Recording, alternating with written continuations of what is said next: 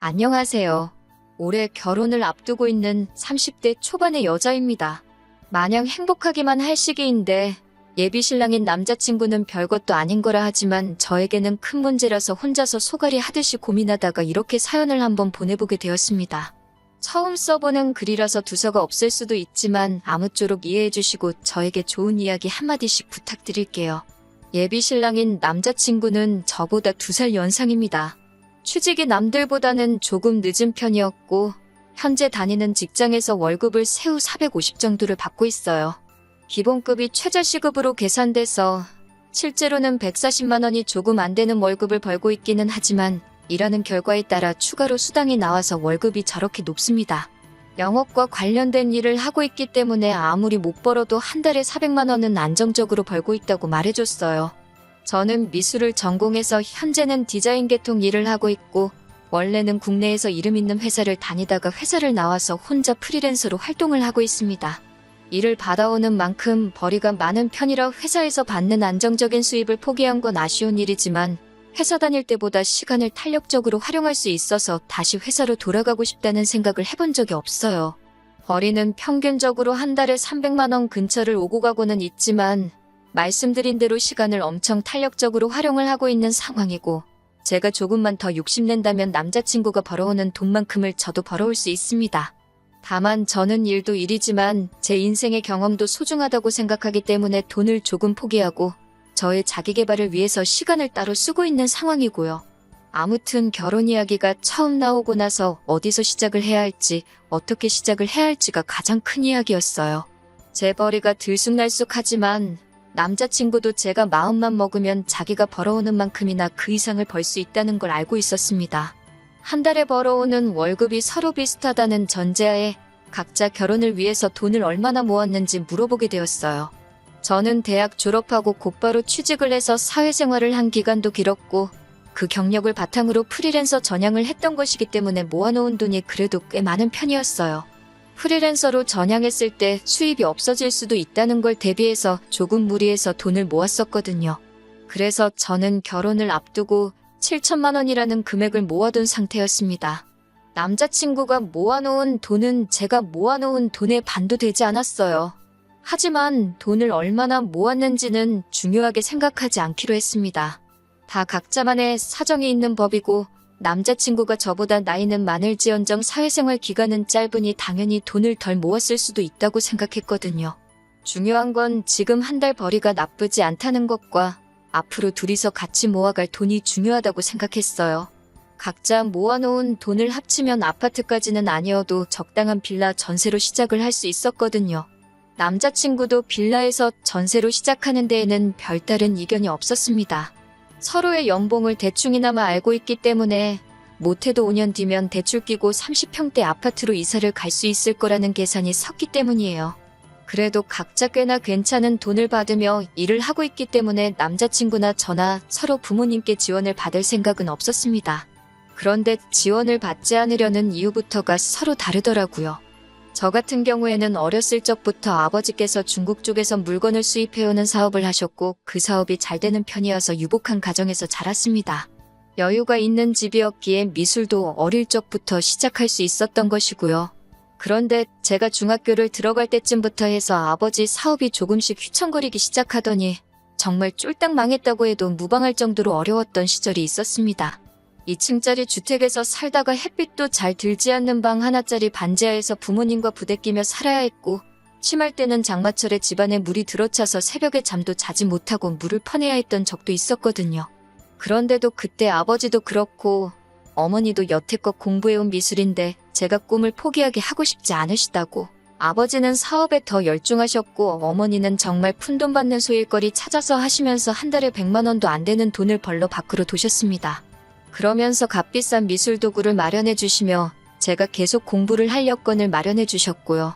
아무튼 그렇게 어렵게 살다가 제가 미대 입시를 본격적으로 준비하기 시작한 시점부터 아버지 사업도 다시 일어나게 되었고 그때 어머니께서 포기하지 않고 제 뒷바라지를 해주신 덕에 좋은 학교 나와서 좋은 회사에 들어갈 수 있었고 그 회사에서의 경력을 바탕으로 지금도 남들보다 좋은 조건으로 편하게 돈을 벌고 있는 거나 마찬가지니까요. 아버지 사업은 현재까지도 잘 되고 있는 편이고 솔직히 지원해주신다면 모자람 없이 지원해주실 수 있는 두 분이시지만 저는 어느 정도 보답의 의미로 두 분의 도움 없이 결혼을 하려던 계획이었어요. 하지만 남자친구의 상황은 그게 아니더라고요. 남자친구의 경우는 정말 말 그대로 남자친구가 집안의 기둥 역할을 하고 있기 때문에 부모님의 지원을 기대할 수 없는 상황이었던 거예요. 그러면서 연애하는 동안은 제게 한 번도 말하지 않은 사실을 말해주더라고요. 사실 현재 남자친구가 받는 월급에서 월급날이 되면 자동으로 남자친구 부모님 통장으로 200만 원이 이체가 되고 있다고 하는 거예요. 그건 두 분의 생활비라고 하더군요. 사실 그 돈의 반이라고 해도 깜짝 놀랄 만한 액수인데 생각보다 많은 돈을 부모님께 드리고 있는 것 같아서 많이 놀랐어요. 하지만 그보다 저를 더 놀라게 한 건 남자친구는 우리가 결혼을 하게 되더라도 이 돈을 드리는 걸 그만두고 싶지 않다며 이어서 꺼낸 말이었습니다. 그렇게 하는 게 자식된 도리라고 너무나도 당연한 듯이 말하길래 아무리 그래도 그렇지 그건 좀 심하지 않는가 하고 생각하는 제가 잘못되었나 싶기까지 했어요. 월급이 상당한데 모아놓은 돈이 적은 이유가 따로 있었구나 싶었습니다. 남자친구 월급이 사실 또래에 비해서 적은 편이 아니라는 건 인정하지만 그렇게 큰 돈을 남자친구 부모님께 매달 드려야 한다면 남들보다 더 번다는 장점이 없는 거나 마찬가지가 되는 것 아니겠어요? 결혼을 상대방의 직업이나 그 사람이 가진 걸 보고 결정하는 건 가짜 결혼이나 마찬가지라고들 하시겠지만 그래도 제가 평생을 함께해야 할 배우자를 선택하는데 충분히 고려할 수 있는 부분이라고 생각하거든요. 결혼 후에도 남자친구가 부모님께 돈을 드리지 못하게 할 건 아니지만 그렇다고 평생을 그렇게 보내드리게 하라고 할 수도 없는 노릇이었어요. 그리고 지금이야 200만 원이지만 앞으로 결혼 후에도 남편 벌이가 더 좋아지게 된다면 그 금액으로 동결되는 게 아니라 더 많은 돈을 드릴 수도 있겠다는 생각도 들었어요. 그래서 잠시간 고민하다가 남자친구에게 부모님께 생활비나 용돈을 드리는 걸 반대하는 건 아니지만 그건 금액이 조금 크지 않냐고 솔직한 마음을 꺼냈습니다. 돌아온 건 남자친구의 황당한 반응이었어요. 정년퇴직하신 아버지와 평생을 전업주부로 살아온 어머니가 지금은 자기 하나만을 바라보고 살고 계시는데 어떻게 결혼을 한다고 여태껏 드리던 걸 끊을 수 있겠냐고 정색을 하더라고요. 저희 어머니께서 제 공부를 계속 시키시겠다고 이 고생 저 고생한 걸 직접 눈으로 봐왔으니 어머니가 더 고생하지 않게 하고 싶은 그 마음은 이해가 충분히 가는 바였습니다. 하지만 이해할 수 없는 건 저희 집이 어려웠을 적에 저희 어머니는 직접 발벗고 나서서 정말 푼돈일지라도 가게에 도움이 되기 위해 발로 뛰셨거든요. 그런데 남자친구의 부모님은 굴곡 없이 안정적으로 직장 생활을 하셨다지만 아무리 그래도 아직 장가도 안 간 자식에게 생활비를 그만큼씩 부담시키신다는 게 이해가 가질 않았어요. 반대의 입장이라면 저희 어머니께서는 분명 제가 부담을 갖게 하지 않기 위해서 다시 일을 시작하셨을 거라 믿어 의심치 않았거든요. 그래도 결혼하게 되면 시부모님이 되실 분들인데 그게 잘못되었다는 둥 말을 꺼낼 수는 없었습니다. 남자친구와 더 투닥거리 하고 싶지도 않았고요. 그래서 대충 이야기를 마무리 짓고 집으로 돌아왔습니다. 집으로 돌아오는 길에도 계속해서 머릿속에 숫자들만 오고 가고 아무리 그래도 돈을 그렇게 드리는 게 맞나 싶은 생각이 들다가 자식된 도리로 효도를 못하게 할 수도 없는 노릇 아닌가 하는 생각을 하다가 그렇게 갈팡질팡 한참을 생각하고 있었습니다. 남자친구 말에 그러겠다 대답을 한 적이 없으니 남자친구도 제 대답을 기다리고 있을 거예요. 다행히 영업 관련 일을 하고 있는 남자친구 직업 특성상 이번 주 내내 도통 시간이 나지 않는다 하여 아직 대답은 하지 않았어요. 하지만 제가 언제까지 피한다고 피해지는 사이도 아니고 그렇게 하자고 하기도 그렇고 그렇게 하지 말자고 하기도 그런 상황입니다. 정말 어떤 대답을 하는 게 가장 좋을까 벌써부터 걱정이 되네요. 어떻게 해야 하는 게 좋은 건가요? 정말 머릿속에 생각이 많아 정리도 안 되고 스트레스만 쌓여갑니다. 안녕하세요. 남자친구가 결혼 후에 부모님께 생활비로 200씩 보내겠다는 말에 스트레스를 받고 있던 예비 신부입니다.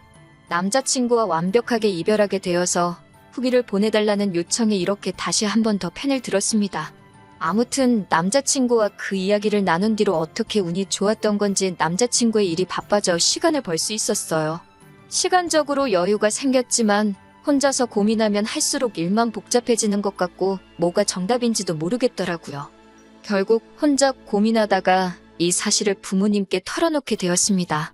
부모님이 굉장히 안 좋아하실 거라고 생각했는데 생각외로 저희 부모님께서는 좋은 점만 봐주시려고 하더라고요.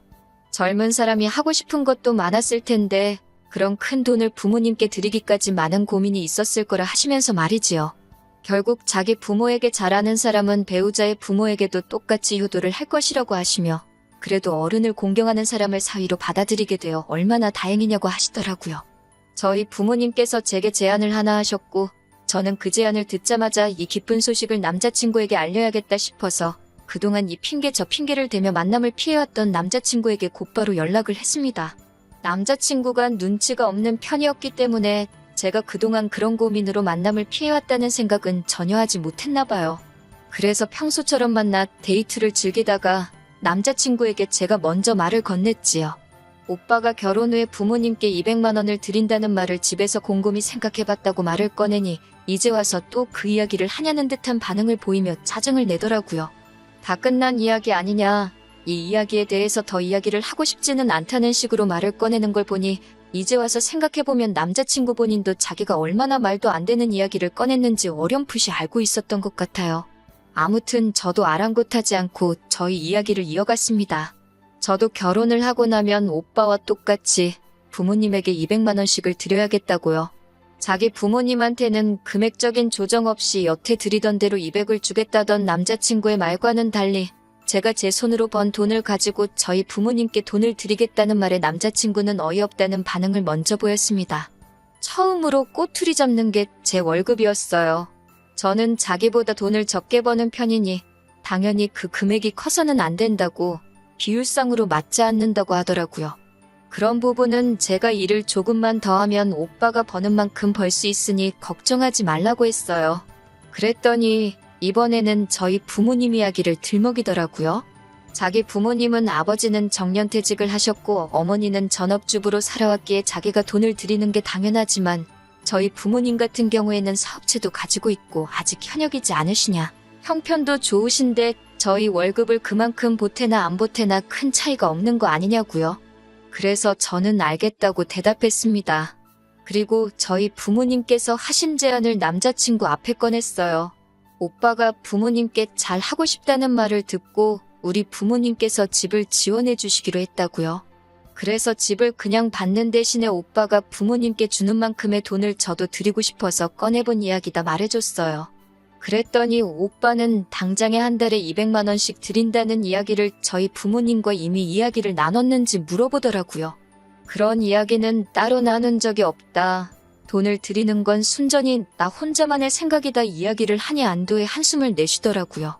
그러자 오빠는 저희 부모님이 여유가 돼서 집을 해주신다는데 너가 그런 큰 금액을 드릴 이유가 뭐가 있겠냐고 하더라고요.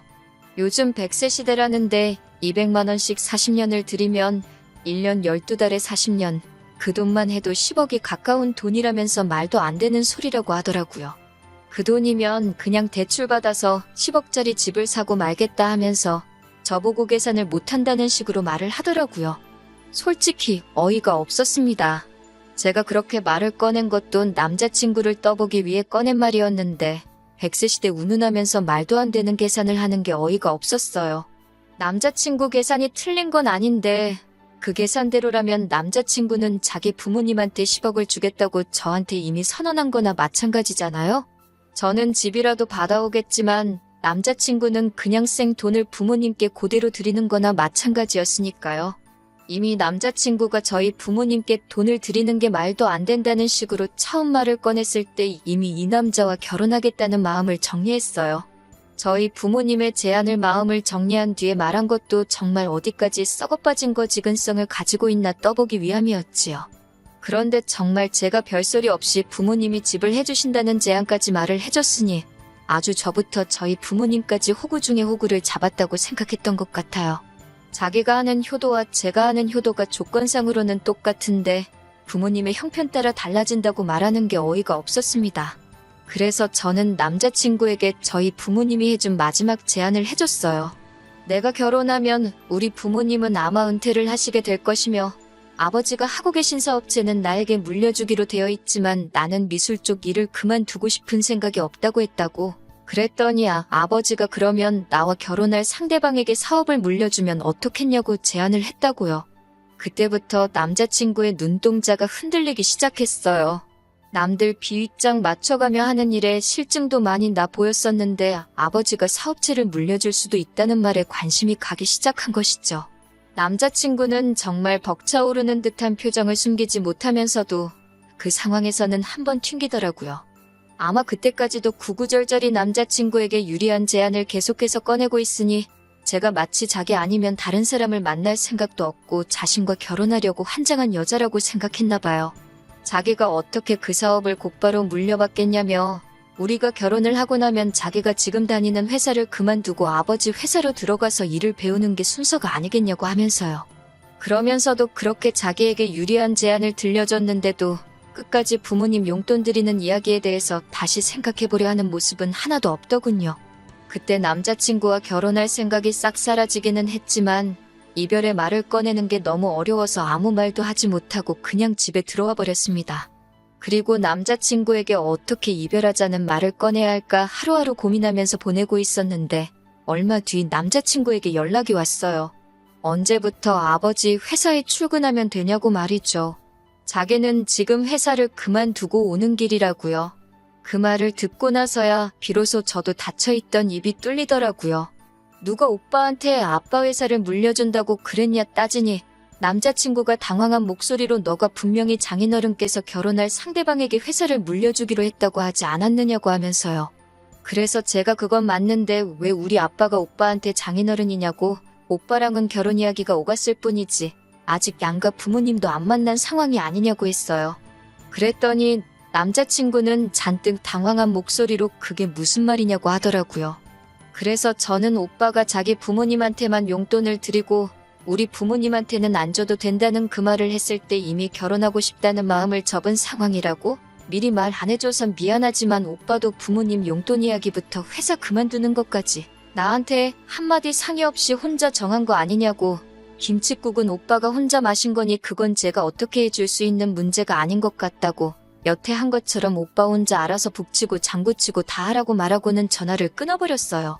그리고 이렇게 남자친구와는 파혼과 이별까지 하게 되었네요.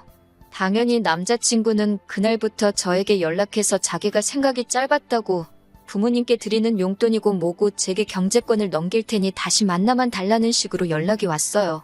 하지만 저는 고작 그런 돈 때문에 파혼한 게 아니거든요. 자기는 옳고 너는 틀렸다고 하는 그런 내로남불 사상이 결혼 상대로는 적합하지 않다고 생각했을 뿐이에요.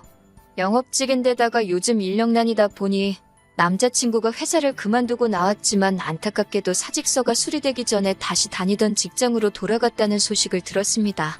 저도 사실 파혼까지만 바란 거지 남자친구가 당장 생계를 잃고 거지꼴이 되는 상황을 바란 건 아니었기 때문에 조금 아쉽기는 하지만 충분히 참교육은 해줬다는 생각이 들어요. 그렇게 끝없이 욕심을 부리다가는 배가 터져버린다는 것을 알려줬으니 다음부터는 정신 차리고 평범한 가정을 꾸린 뒤에 저에게 평생 반성하면서 감사해야 하며 살아갔으면 좋겠네요. 저는 다시 혼자가 되었지만 속은 오히려 더 후련합니다. 오히려 남자친구를 만날 때보다 스트레스도 덜 받고 좋은 인생을 살고 있는 것 같아요. 개인 시간을 중시해서 일을 조금만 했지만 이제부터는 일도 늘리고 재벌이도 늘려서 다른 사람에게 일단 얕보이지 않는 것부터 시작해보려고 합니다. 저한테 앞으로 좋은 일만 있도록 다들 응원해주세요.